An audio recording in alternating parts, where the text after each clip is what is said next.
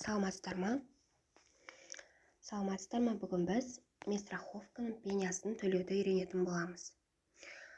Ол үшін Kaspi.kz приложениеға кіреміз, платежи дегенді таңдаймыз.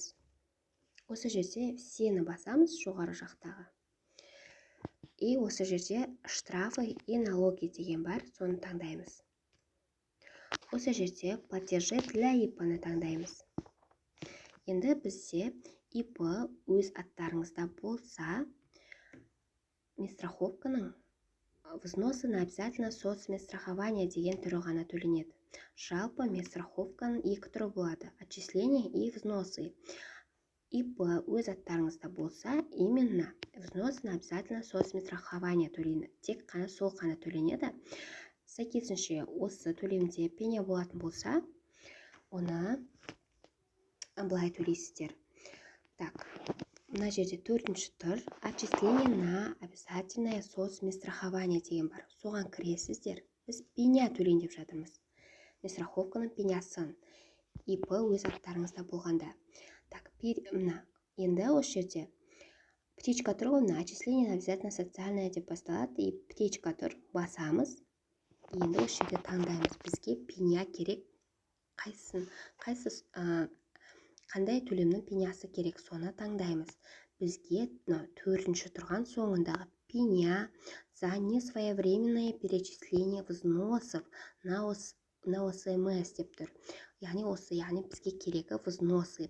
Взнос дегеніміз бұл жарналар, бізге именно жарналарды керек. Ал отчисление деген ол шегерім, аударым дегенді білдіреді. Бізде ИП-ның страховкасының пенясын төлеу үшін осыны КНП 124 таңдайсыздар. Пеня за несвоевременное перечисление взносов на ОСМС деп тұр. Так, таңдаймыз. Енді период оплатыға егерде сіздерде пеня шығып тұрған болса, осы датаны қоя беріңіздер. Өйткені осы уақытқа дейінгі пеняларды жабу үшін осы датаны қойған дұрыс. Яғни төлеген күніңізді, примерно төлеген айыңыздың датасын қоя берсеңіз дұрыс болады. Окей. Енді имплатежщикка бізде имплатежщикка ИП деген жерге өз иындарыңызды жазасыздар. Иын работникаға да өз иындарыңызды жазасыздар. Суммаға қанша пеня шығып тұр сізде, сол сумманы жазасыздар. Егерде 20-15 теңге шықса, яғни 100 теңгеден төмен теңге шығатын болса, мысалы, біреуде 50 теңге шығып тұрса, например, к оплате 50 десеңіздер, міне заполнить выделение поля деп. В общем, жалпы айтқанда, Каспида 100 теңгеден төмен төленбейді ғой, сол үшін 100 теңге деп төлейсіздер. Егерде пеня где-то 150-175 теңге болса, кішкене 20-50 теңге асырып төлей берсеңіздер болады. Солай төлеген дұрыс. Өйткені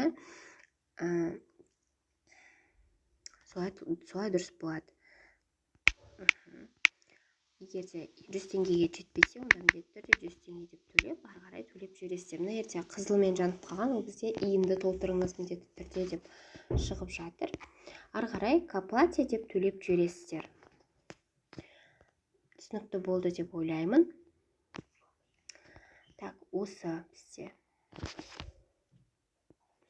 иындарды толтырып, суммасын жазып жібересіздер.